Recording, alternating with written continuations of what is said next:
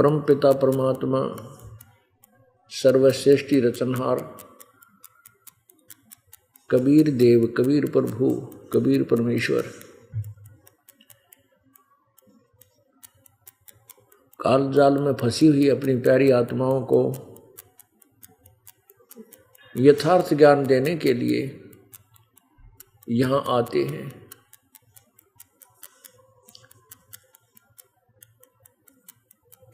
यहाँ का जो राजा है, इस 21 ब्रह्मांड का जो मालिक है, स्वामी है, वो ज्योति निरंजन है। और इस ज्योति निरंजन भगवान को, ज्योति निरंजन प्रभु को, यहाँ के स्वामी को एक श्राप लगा हुआ है। 1 लाख मानव शरीरधारी प्राणियों के सूक्ष्म शरीर से गंध निकालकर खाने का। उसके लिए वो ये सारी व्यवस्था अपने तीनों पुत्रों रजगुण ब्रह्मा, सतगुण विष्णु, तमगुण शिव जी से कराता है। अपनी उदर पूर्ति के लिए, अपने स्वार्थ के लिए इसने हम सबको भ्रमित किया हुआ है। कुल के मालिक पूर्ण परमात्मा से हमें पूर्ण रूप से अपरिचित रखा हुआ है।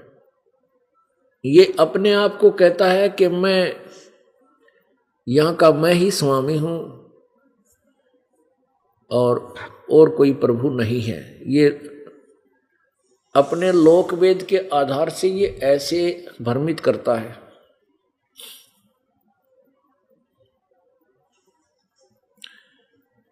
इस काल ने एक प्रतिज्ञा की हुई है कि मैं कभी भी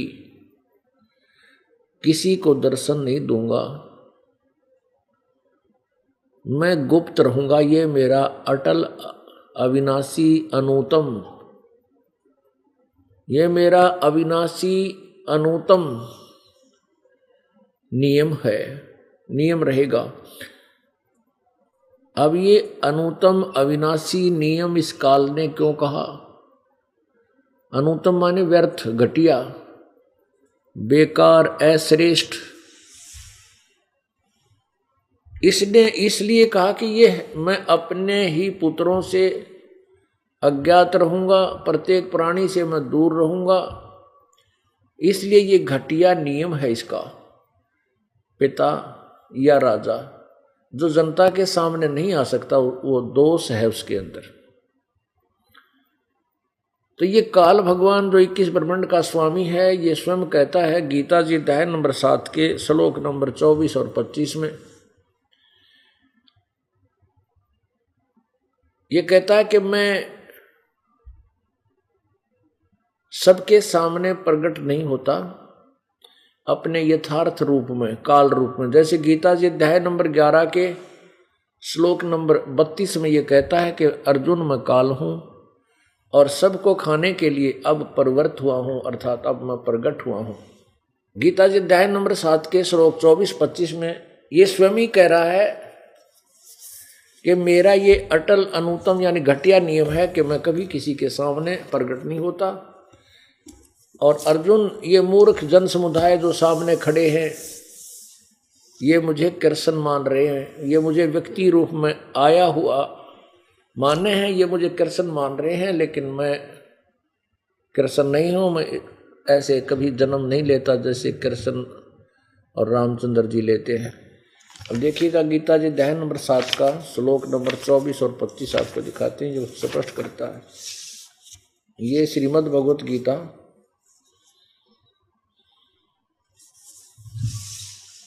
अध्याय नंबर 7 और श्लोक नंबर 24। ये बुद्धिहीन पुरुष मेरे अनुतम अविनाशी परम भाव को नहीं जानते। बुद्धिहीन पुरुष मेरे अनुतम अविनाशी परम भाव को नहीं जानते हुए अव्यक्तम, अव्यक्त का अर्थ होता जो गुप्त हो, जो कहीं छुपा हुआ हो, हम हमारे पहुंच से दूर हो, उसको अव्यक्त कहती। मन इंद्रियों से परे मुझ सच्चिदानंद घन परमेश्वर को। ये तो लेखक ने अपनी तरफ से लिखा, अव्यक्तम माम, मुझ अव्यक्त को, यानी मैं छुपा रहता हूं, उस मुझ को ये व्यक्ति भाव में प्राप्त हुआ मानते, मुझे व्यक्ति मान रहे, मैं व्यक्ति नहीं हूं। अब देखो श्री कृष्ण ये शब्द नहीं बोल सकता कि मैं व्यक्ति नहीं हूं, मुझे व्यक्ति रूप में माने, क्योंकि वो सामने व्यक्ति रूप में रहे थे और उपस्थित थे। ये काल बोल रहा है श्री कृष्ण जी में, अपना विराट रूप दिखा रहा है और ये कह रहा है कि ये मूर्ख लोग मुझ अव्यक्त को ये व्यक्त मान रहे हैं, मैं कभी तो ऐसे सामने नहीं आता और ये मुझे एक आदमी मान रहे हैं, क्योंकि काल अन्य को दिखाई नहीं दे रहा था। वहां उपस्थित किसी भी सैनिक को वो काल नहीं दिखाई दे रहा था, केवल अर्जुन को दिखाई दे रहा था। और अन्य जो समुदाय वहां खड़े थे सैनिकगण, वो केवल श्री कृष्ण और अर्जुन ही देख रहे थे, ये क्या बातें कर रहे हैं। अब आपने 24 पढ़ा, अब 25 में स्पष्ट किया है, अव्यक्त के भाव को प्रकट किया है। ये 25वां श्लोक था, अभी आपको दिखाया 25वां, इसका अनुवाद यहां किया है इन्होंने। अपनी योग माया से छिपा हुआ मैं सबके प्रत्यक्ष नहीं होता, यह अज्ञानी जन समुदाय मुझ जन्म रहित अविनाशी परमेश्वर को नहीं जानता। मुझको जन्मने मरने वाला समझता। अब ये यहां से हमने जो स्पष्ट करना है कि मैं अपनी योग माया से छुपा हुआ मैं सबके प्रत्यक्ष नहीं होता, इससे सिद्ध है कि ये कहीं रहता है और वहाँ गुप्त रहता है, अपनी सिद्धि शक्ति से ये गुप्त रहता है, छुपा रहता है, क्योंकि वहाँ अन्य की दृष्टि नहीं जा सकती, इसको दिव्य दृष्टि से देखा जा सकता है। अब ये स्पष्ट हुआ, ये काल अपने लोक में छुपा रहता है और ये ना ब्रह्मा के सामने आता, ना विष्णु के, ना शिव के। क्यों नहीं आता? क्योंकि इसको पता है कि इनको पता लग गया कि मैं ऐसा जुल्म करता हूं, इनके बेटों को खाता हूं, बेटियों को खाता हूं, माता पिता को खाता हूं, इनको नफरत हो जाएगी और ये हाहाकार मचा देंगे और उस परम पिता के मन में रहम आएगा और वो अपना संदेश वाहक भेज करके इनको यथार्थ ज्ञान दे करके यहाँ से छुड़वा ले जाएगा। इसलिए काल स्वयं सामने नहीं आता, अपने पुत्रों को आगे कर देता है और इन्हीं के रूप में जो भी कोई साधक साधना कर रहा है वेदों अनुसार ब्रह्मा या विष्णु या शिव जी के रूप में उसको दर्शन दे देता है समाधि दशा में। तो वो भोली आत्मा, वो भोला ऋषि महर्षि, वो साधक समझ लेता है कि मैंने भगवान पा लिया और आशीर्वाद दे गया। वो आशीर्वाद जो काल इसकी भक्ति अनुसार उसी के तप से जो उसको खिलौना दे देता है, सिद्धि शक्ति दे देता है, तो उस सिद्धि शक्ति को पा करके वो ऋषि जी फूला नहीं समाता और ये मान लेता है कि ये ब्रह्मा विष्णु महेश जो यहाँ के मालिक हैं, यही परमात्मा है, यही भगवान है। फिर इन ब्रह्मा विष्णु महेश की पूजा प्रारंभ हो जाती है पूर्ण परमात्मा मान करके। जैसा भी ऋषियों को ज्ञान हुआ वेदों के अनुसार, उन्होंने ब्रह्म को सुप्रीम पावर मान लिया। 3 परमात्मा है पुण्यात्माओं, एक ब्रह्म, परब्रह्म और पूर्ण ब्रह्म, क्षर पुरुष, अक्षर पुरुष और परम अक्षर पुरुष। ब्रह्म, क्षर ब्रह्म और परम अक्षर ब्रह्म, ऐसे लीजिए, ब्रह्म, परब्रह्म और परम अक्षर ब्रह्म, एक क्षर ब्रह्म, एक अक्षर ब्रह्म, एक परम अक्षर ब्रह्म, यानी ये 3 हैं और तीनों के न्यारे न्यारे नाम पर्यायवाची हैं। अब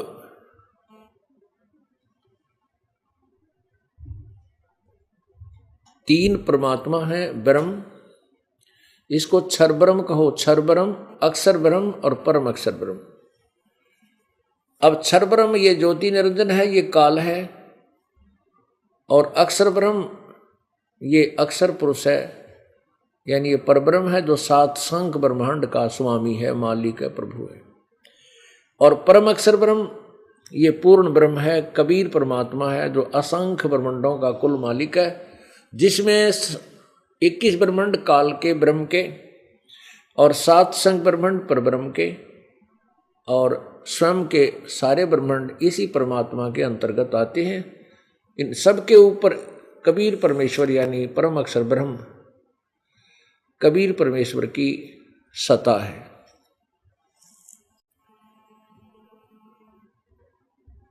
ये काल इसलिए भ्रमित रखता है कि इन आत्माओं को मेरी वास्तविकता का ज्ञान ना हो जाए,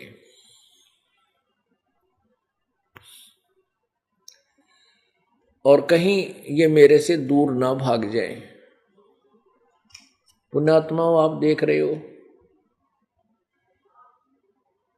इस संसार में कोई प्राणी सुखी नहीं है, चाहे कोई अरबपति है, चाहे खरबपति है, और चाहे कति रंक है, गरीब आदमी है, और चाहे कोई पूरी पृथ्वी का शासक भी क्यों ना है, या जीव सुखी नहीं है, क्योंकि ये सुख स्थान नहीं है, ये तो काल का लोक है, और काल के लोक में सुख नहीं हो सकता। चाहे उस समय के लिए हमें कुछ सुख भी महसूस होता है अज्ञानतावश, क्योंकि हमने सुख देखा ही नहीं है। जिस सुख स्थल पर हम रहते थे, सुख सागर में हम रहते थे, उसकी याद भी हमें नहीं रही, हम भूल चुके हैं।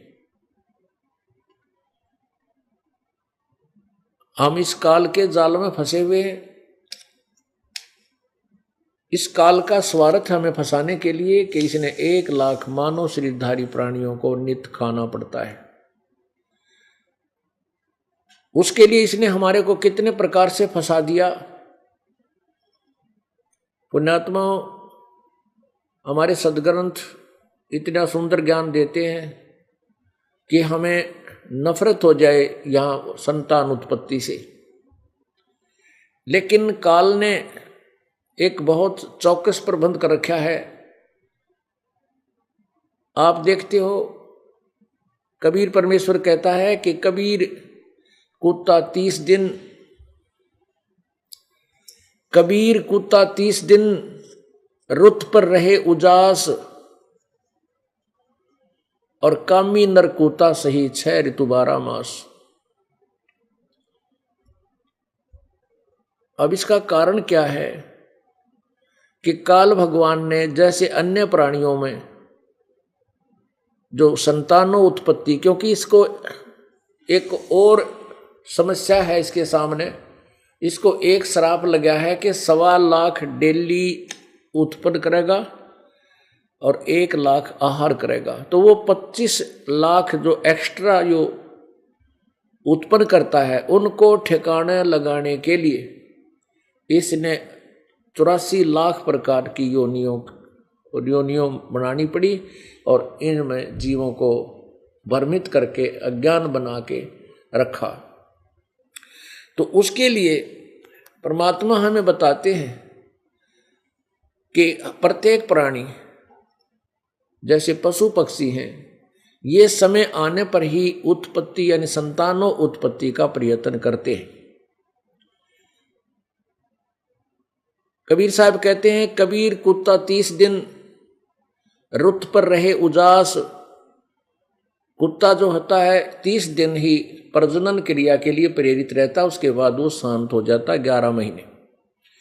और कहते हैं कामी नर कूता सी 6 ऋतु 12 मास।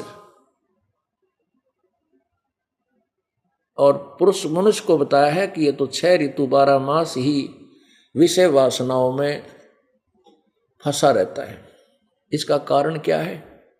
काल ने मनुष्य को पता है कि मनुष्य जीवन में ये सोच सकता है, ये यहां से छुटकारा भी पा सकता है, इसलिए काल भगवान ने इस मनुष्य प्राणी के अंदर 5 विकार इकट्ठे ही फिट कर दिए कि ये आजीवन विषय वासनाओं में फंसा रहे और तेरे जाल से ना निकल सके। पुण्यात्माओं, हम यहाँ जब तक हमें ज्ञान नहीं था, हम इसी प्रक्रिया को अंतिम मान चुके थे कि जैसे हमारे परदादे चले गए, उन्होंने हमारे दादाजी की उत्पत्ति की उत्पन्न किया, उनकी परवरिश की, शादी कर दी, और फिर उनका बच्चे हो गए, पोता पोती हो गए, वो चले मृत्यु को प्राप्त हुए। फिर दादाजी से हमारे पिता की उत्पत्ति हुई, उन्होंने हमारे पिताजी को पाल पोस कर बड़ा किया, शादी की, फिर हमारा जन्म हुआ। फिर हम भी, फिर हमारी भी शादी होगी, हम भी अपने बच्चों को ऐसे ही पाल पोस कर बड़ा कर देंगे, और फिर हम बेशक मर जावा। हमने इतने ही प्रोसीजर का ज्ञान था। परमात्मा कहते ये भी कोई बात हुई? यू के सांग होया भाई, दादा कित कहाँ गया, परदादा कहाँ गया, और उन जाने वालों को के मिला? आप देख रहे हैं जो बुजुर्ग हो चुके हैं, बूढ़े, बचपन से लगे थे वो अपना माया जोड़ने में, और वो तो सारी उम्र खोदी, धंधा करके, काम करके, और एक दो कोठी बना दी, मकान बना दिए, 10-20 एकड़ जमीन ले दी, या कोई फैक्ट्री ला ली। और जो ही बच्चे बड़े हुए, युवा हुए, उन्होंने सारी संपत्ति पर कब्जा कर लिया। पिताजी के सामने देखते देखते बांट ली अंगेत, लड़ लड़ के खोस ली उस पिता से। अब जिंदगी जीवित, अब इसी जीवन में वो खाली हो लिया, जिसको अपना समझता था वो नहीं रहा उसका। अब परमात्मा कहते हैं ये काया तेरी है नहीं, ये माया कहां से हो, और चरण कमल में ध्यान रख भाई, इन दोनों ने खो। परमात्मा कहते हैं जीवित जग में जूती पड़े फिर जब तोड़े छाती। वृद्ध अवस्था आती है, वृद्ध अवस्था में माता पिता,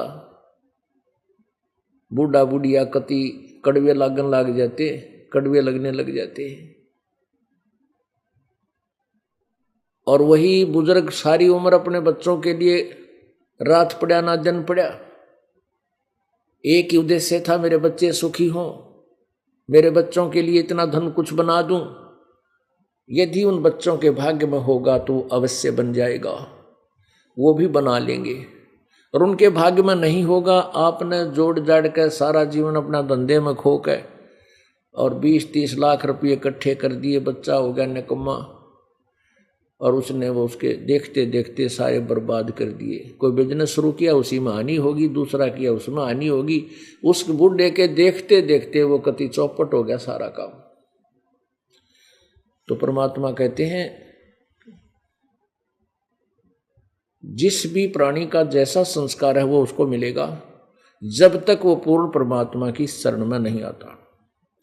पूर्ण परमेश्वर की शरण में आने के बाद बच्चों के संस्कार यदि कमजोर भी होंगे तो परमात्मा उनसे यथार्थ भक्ति करवा करके उन पुनों से, उनके खाली थैलों को पुनों से भर देगा।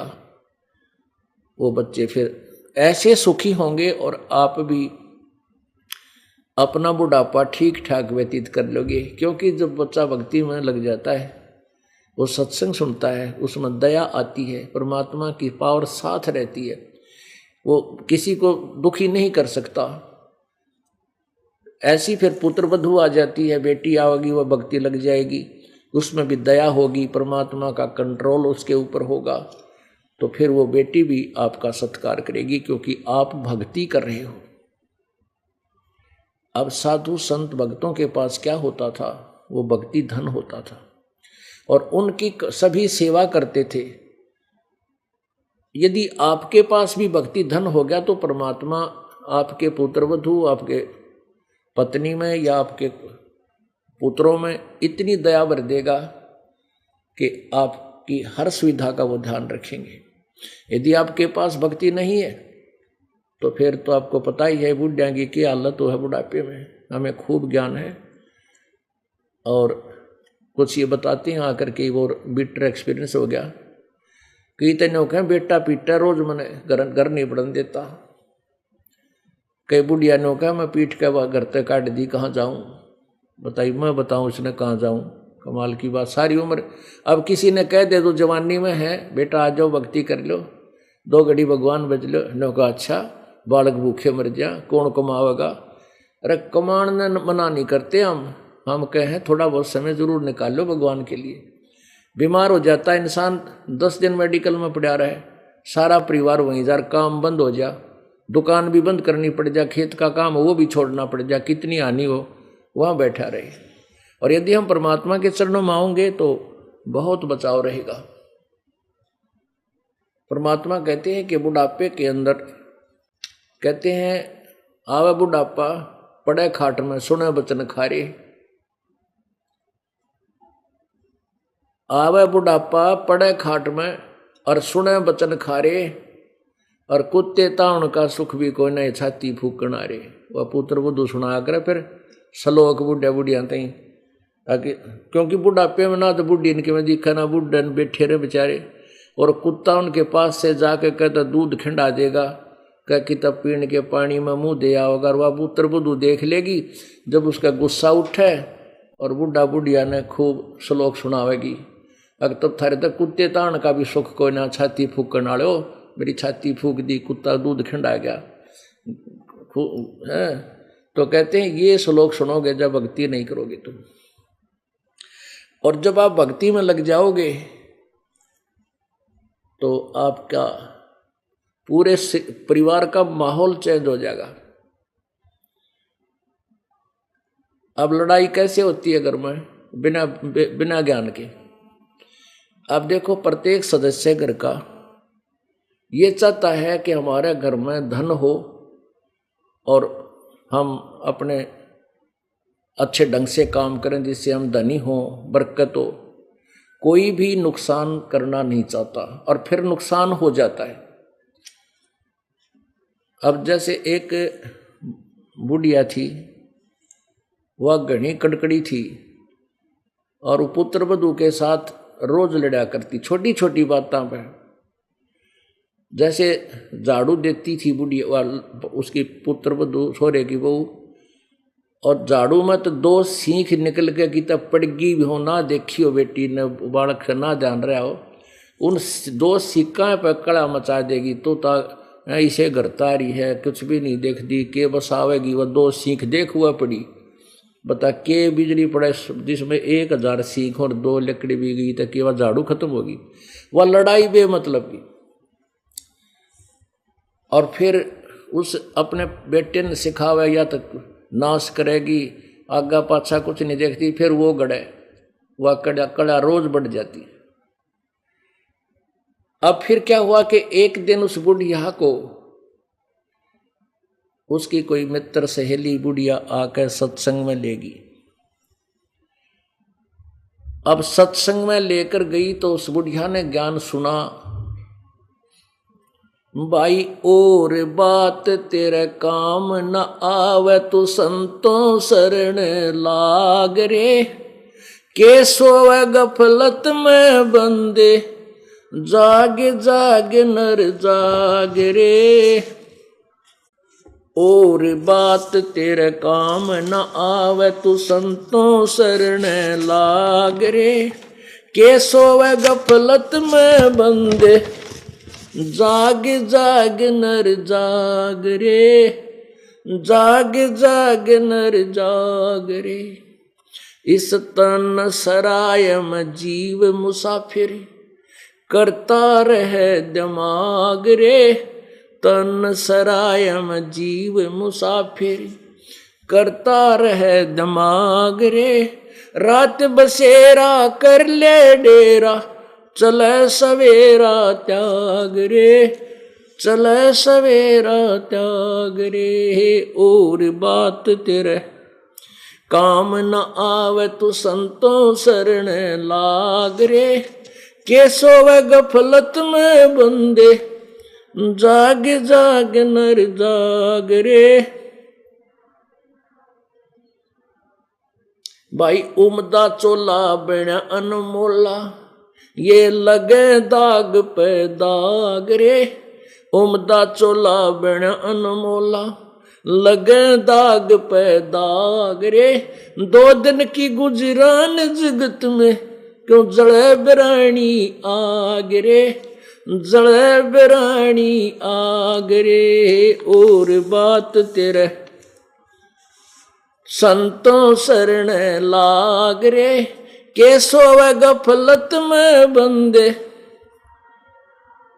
जाग रे जाग जाग नर जाग रे भाई कुबद कांचड़ी चढ़री चत पे तू हो गया मनुष्य नाग रे कुबद कांचड़ी चढ़री चत पे तू होया मनुष्य से नाग रे सूझे नहीं सजन सुख सागर बिना प्रेम बैराग रे बिना प्रेम बैराग रे और बात तेरे काम न आवे तू संतों शरण लाग रे के सोवे गफलत में बंदे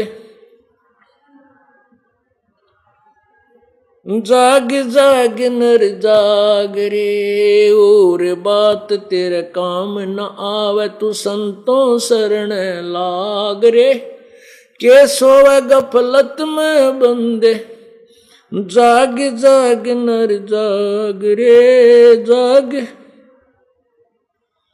भाई हर सुमरे सो हंस कवावे ये कामी क्रोधी कागरे हर सुमरे सो हंस कवावे कामी क्रोधी कागरे बोरा न भर में विष के बन में चल बेगमपुर बागरे चल बेगमपुर बागरे और बात तेरे काम न आवे संतों शरण लाग रे के सोवे गफलत में बंदे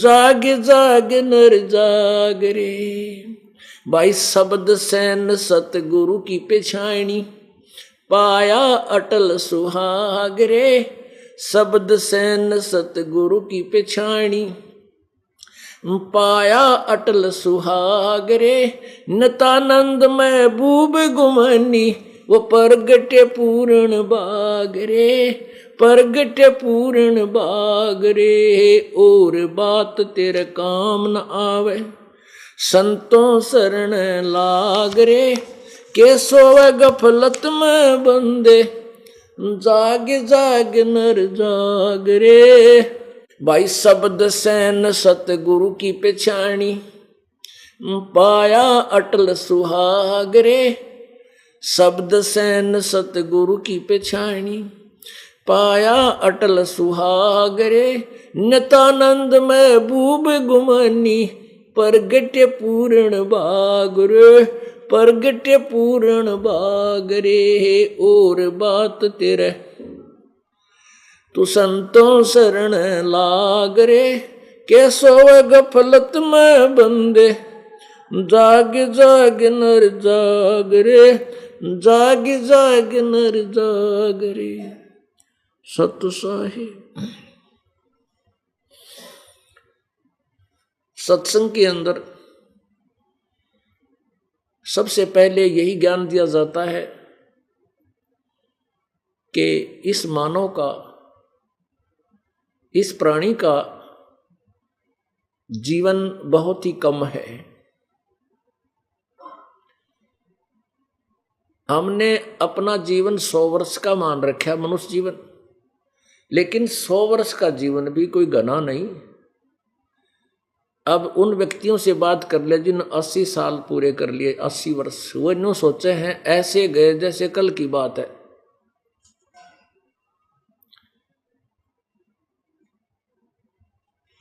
पुण्यात्माओं और परमात्मा कहते हैं नहीं भरोसा दे ही का, ये विनस जावे छन माही, और श्वास उश्वास में नाम जपो भाई और यतन कछु नहीं। अब इस मनुष्य जीवन का कोई भरोसा नहीं कब ये समाप्त हो जाए। और मान लीजिए हम 100 वर्ष भी मानकर चलते हैं तो भी ये ज्यादा नहीं है। ये 100 वर्ष ऐसे आ जाएंगे गिनती उंगलियों पर गिनते गिनते। इसलिए क्या बताते हैं कि उमदा चोला बना अनमोला, ये लगे दाग पे दाग रे। जब तक आप सत्य भक्ति नहीं करते परम संत आपको नहीं मिलते, आप शास्त्र अनुकूल साधना नहीं करते, तो सभी पूजाओं और साधनाओं में दोष है और सभी क्रियाओं में, सभी कर्मों में दोष है।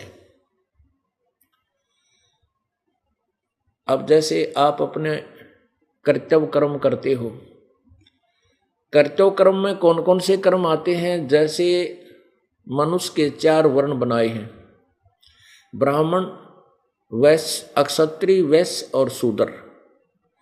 इन अपने कर्तव्य कर्मों को तो हमने करना ही करना है। ये कर्तव्य कर्म तो हमने करने हैं क्योंकि हमारा शरीर और यहाँ की व्यवस्था ऐसी है कि बिना कर्म किए हमें कुछ मिल नहीं सकता। तो प्रत्येक कर्म में दोष है। जैसे किसान खेती करता है, उसमें ना जाने कितने प्राणियों के पेट को में से वो लोहे की वो फाड़ी निकाल देता है, कि तो मिंडक मर गया, कि तो कछुए के माँ का, कि तो और छोटे मोटे जीव जंतु ना जाने कितने मार डालता है। एक हल से या ट्रैक्टर से जो खेत को संवारता है, उसमें असंख्यों अरबों खरबों प्राणियों को वो एक बार की उस नलाई में कीड़ी मर जाती है, मकोड़े मर जाते हैं, बेघर हो जाते हैं। कितना पाप गिनती नहीं हो सकती। 1 अड़ाई और 1000 कसाई। हाली को एक हलाई बोलते हैं। ज़्यादा से ज़्यादा वो 20 फुट चौड़ा और 200 फुट लंबा। इस क्षेत्र को एक हलाई बोलते हैं किसान लैंग्वेज में। तो उस हलाई के कहते एक हलाई में, यानी किले एकड़ के 5वां हिस्सा, क्योंकि एक 200 फुट का 10वां हिस्सा, एकड़ का 10वां हिस्सा लगा लो, उसके संवारने में, एक बार के संवारने में 1000 कसाईयों जितना पाप एक किसान को हो जाता है। वो तेरा गजब हुई हो। अब ये पाप उसके बैंक अकाउंट में लिखा जाएगा। यदि वो सत्य भक्ति नहीं करता और ये शास्त्र अनुकूल साधना परमपिता परमेश्वर द्वारा दी गई जो पाप नाशक है वो साधना नहीं करता, तो उसके पाप न्यारे लिखे जाएंगे। और फिर उसके द्वारा वो क्या होता है, जब किसान खेत बीजता है, उसमें जैसे बाजरा बो दिया, सरसों बो दी, कोई भी फसल है, उसका जो है ना फिर फल लगता है। और वो कुछ फल जैसे गेहूं है, कुछ गेहूं वही जड़ जाते हैं, बाजरा भी जड़ जाता है, उसको पशु पक्षी भी खा लेते हैं वहाँ, और जंतु जो खेत में फिर पैदा हो गए वो भी उसके बीजे हुए उस अन्न को खाते हैं। तो वो पुण्य उसके गुड अकाउंट में लिख दिया जाता है और वो पाप बैड अकाउंट में। ये फल तो मिलता है तब तक जब तक हम पूर्ण परमात्मा, पूर्ण परमेश्वर कबीर जी की शरण में पूर्ण संत के माध्यम से नहीं आते।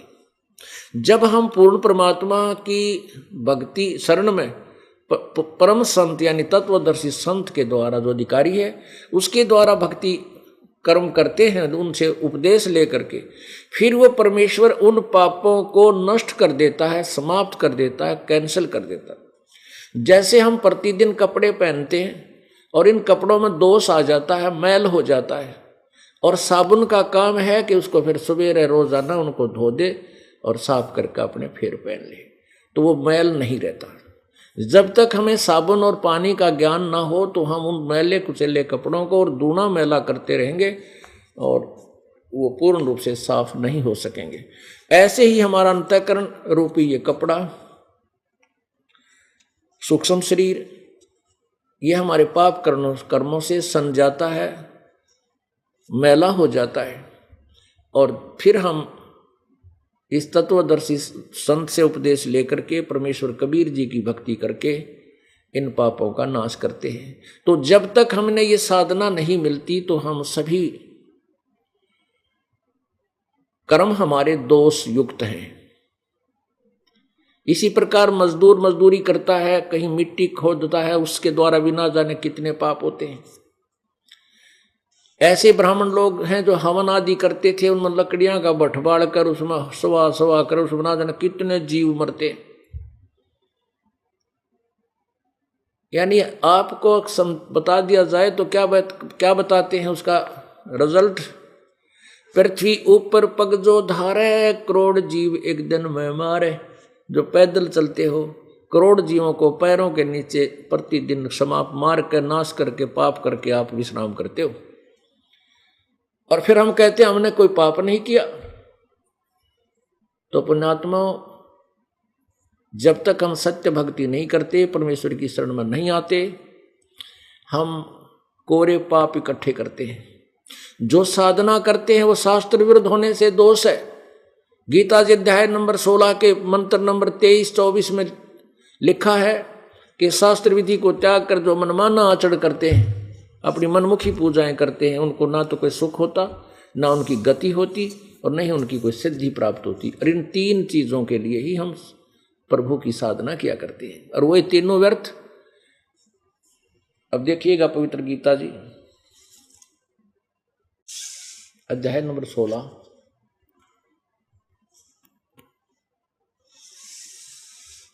मंत्र नंबर 23।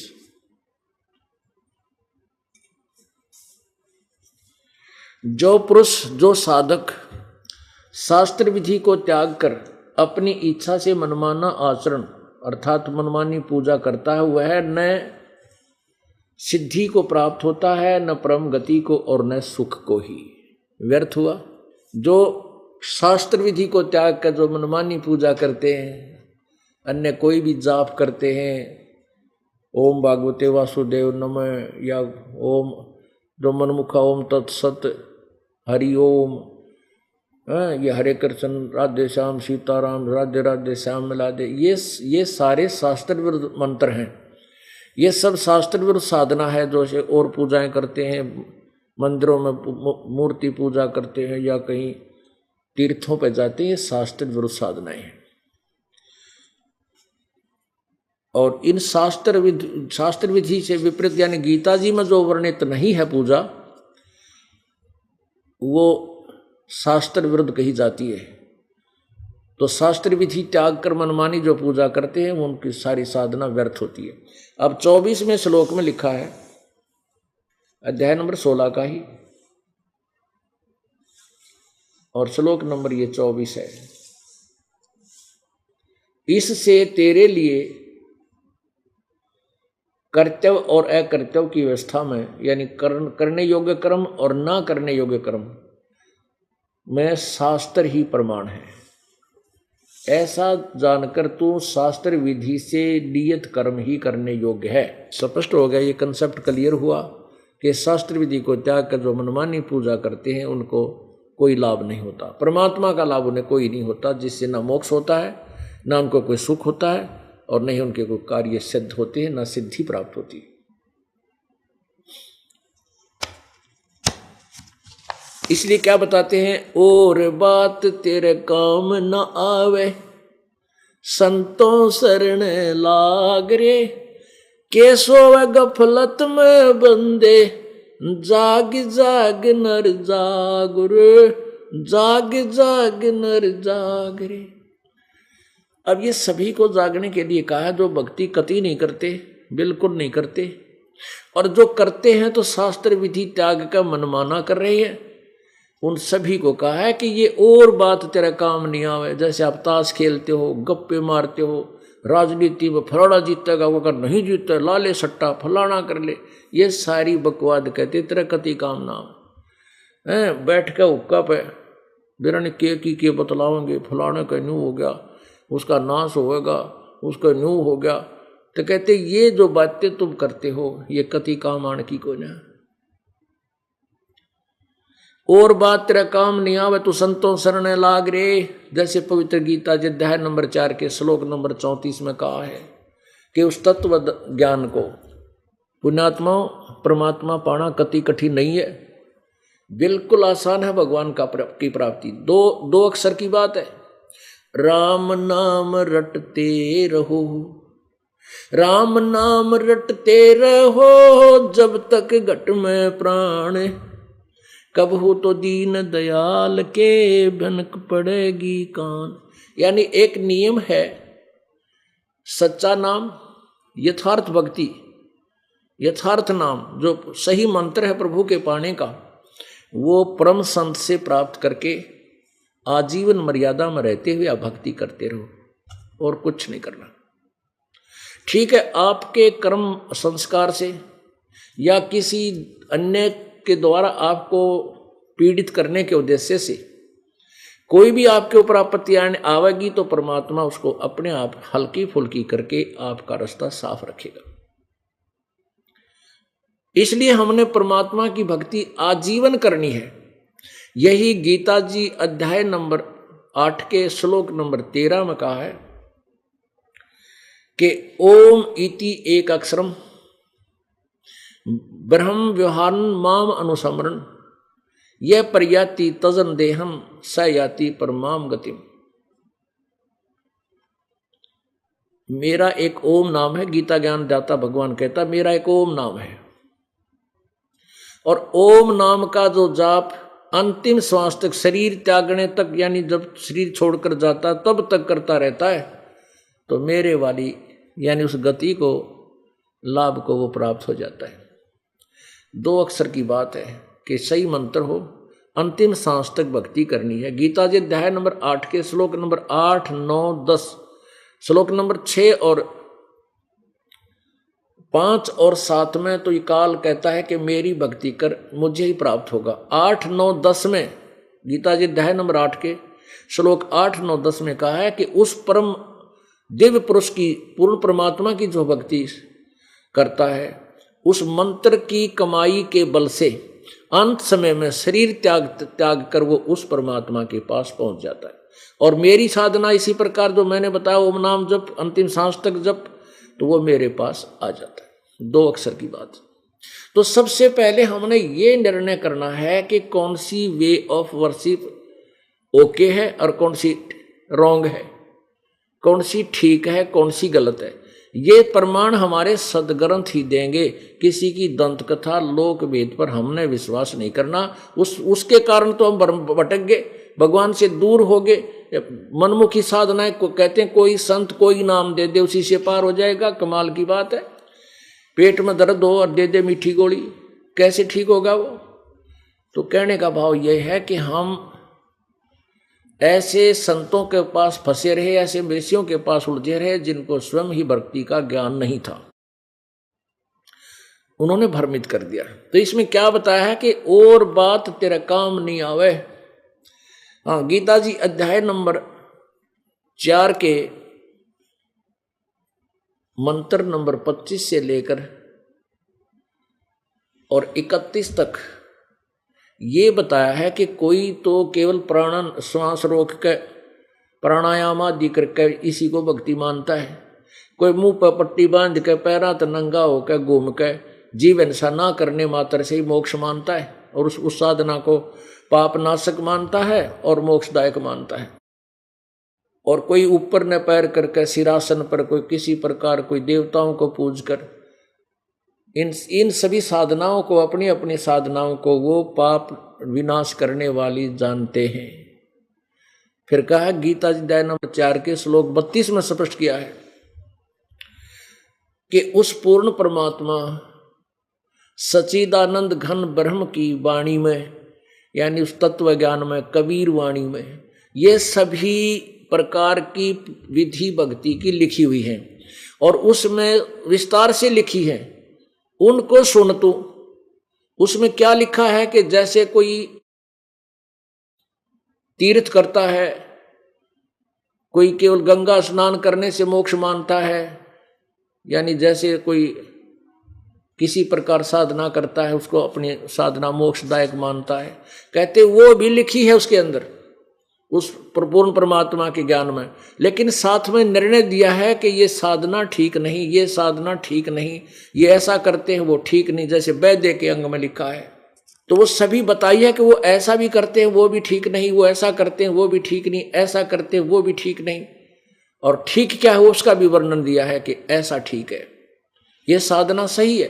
तो इसलिए कहा कि गीता जी अध्याय नंबर 4 के श्लोक नंबर 32 में जो बताया है तत्व ज्ञान पूर्ण परमात्मा की वाणी में लिखा हुआ है।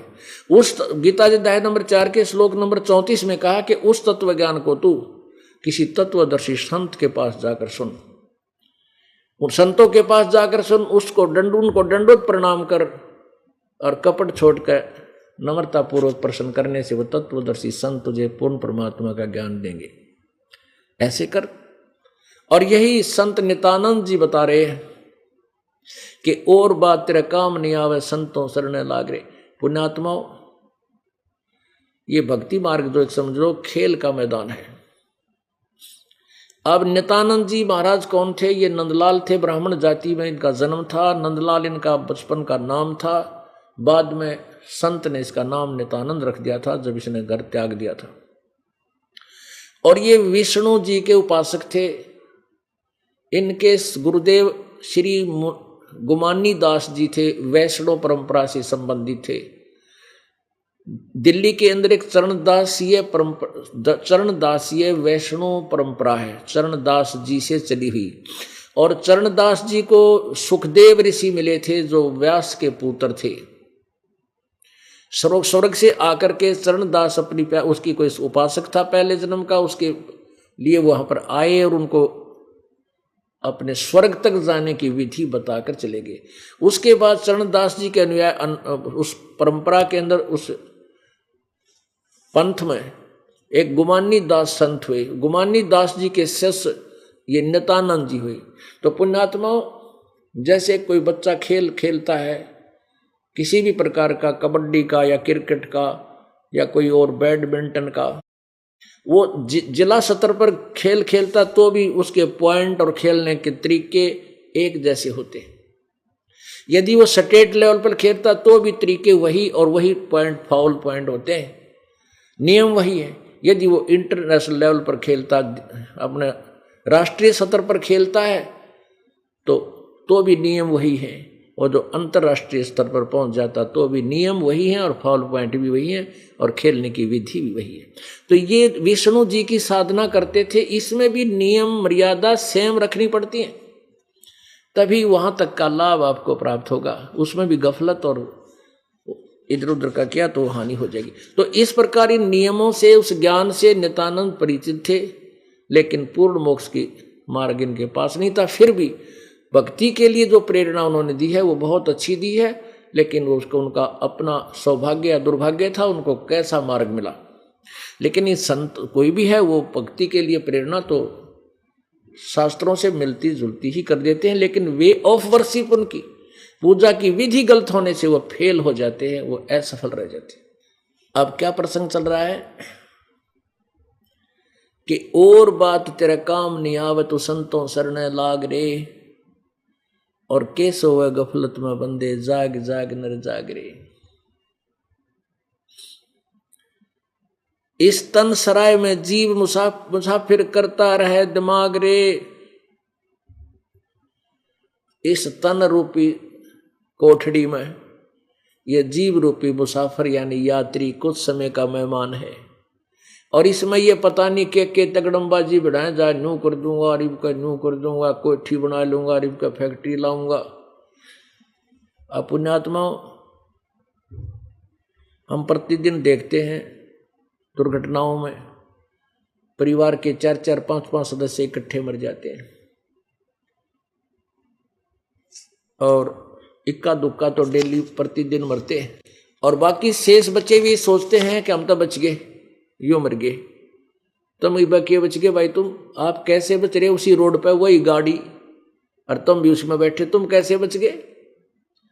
परमात्मा कहते साथी हमारे चले गए, हम भी चालन हारे, कोई कागज में बाकी रह रही, तात लागरी वार। तुम इसलिए बच गए, थारे कागज अभी रह रहे कुछ सांस शेष, इसलिए बच गए, ना उड़े कड़च तुम हो गए 2 दिन पाछे। परमात्मा कहते हैं कबीर कहाँ गर्बियो, कबीर कहाँ गर्बियो, ये काल गह करकेश। कहते हैं क्यों अभिमान करता फिर इस माटी के भांडे का, इस कच्चे सांग का, काल अपने हाथों से तेरे बाल पकड़ कर पटक देगा, यानी जब एक्सीडेंट या किसी भी कारण से हार्ट अटैक से तेरी मृत्यु करेगा। और ना जाने कित मारेगा तुझे, क्या घर क्या परदेश। कबीर कहाँ गर्भियो ये काल गह कर केश, ना जाने कित मार सी, क्या घर क्या परदेश। कहाँ जन्मे पाले पोसे, और बहुत लड़ाए लाडे, ना बेरा इस शरीर के भाई, कहाँ खंडेंगे आडे। नो बिना बेरा यो कित मरेगा जाकर किस अतिथि होगी। अपने देखा होगा अरबपति खरबपति हेलीकॉप्टरों से गिर के और ईसा कचूमर निकल गया, उनकी हाड भी पहचान में ना एक के कुणसे का अंग कौन सा है। ऐसी वीरान माटी ने इसमें आड़ चाम से बने पुतले की अंत में होती है।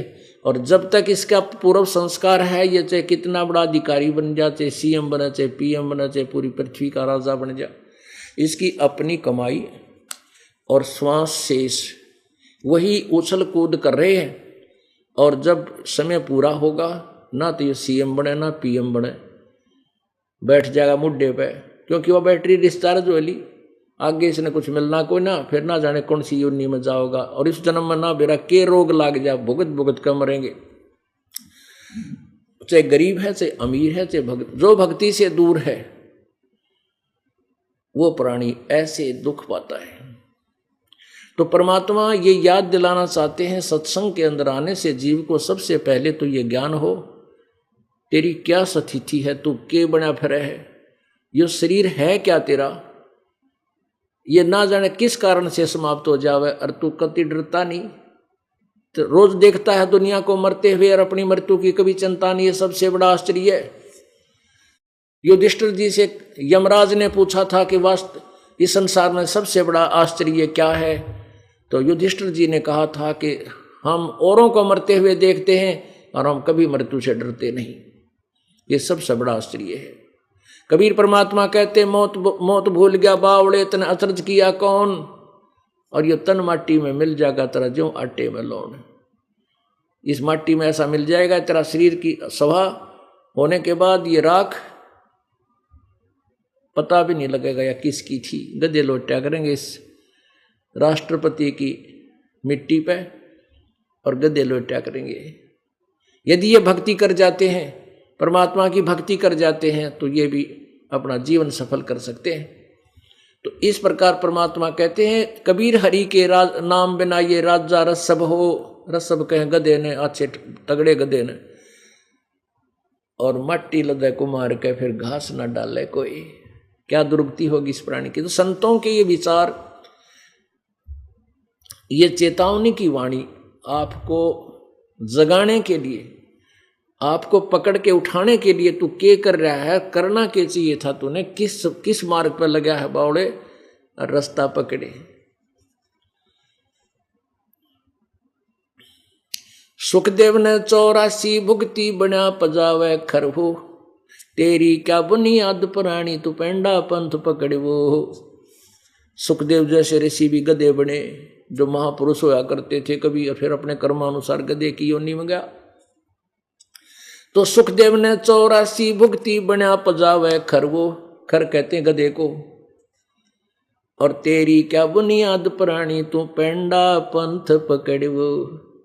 तेरी क्या बुनियाद है कि तू उन साधनाओं से, जो सुखदेव जैसे ऋषि महर्षि करके वो गधे कुत्ते सुअर की योनि में चले गए, और तेरी क्या बुनियाद पुरानी, तू इतनी साधना नहीं कर सकता, जो छोटी मोटी साधना है तू करता है, इधर उधर मंदिर मस्जिद में जाकर उन ऋषियों जैसी नहीं कर सकता।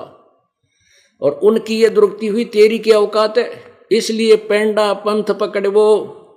इसलिए तू परम संत की शरण में जा, तत्वदर्शी संत की खोज कर, उस परम संत से उपदेश लेकर वो मोक्ष मार्ग, यथार्थ मोक्ष मार्ग प्राप्त कर, वो पेंडा यानी वो मार्ग पकड़ उस रास्ते लग जा। कहते इस तन सरा में जीव मुसाफिर करता रहे दिमाग रे। अब जैसे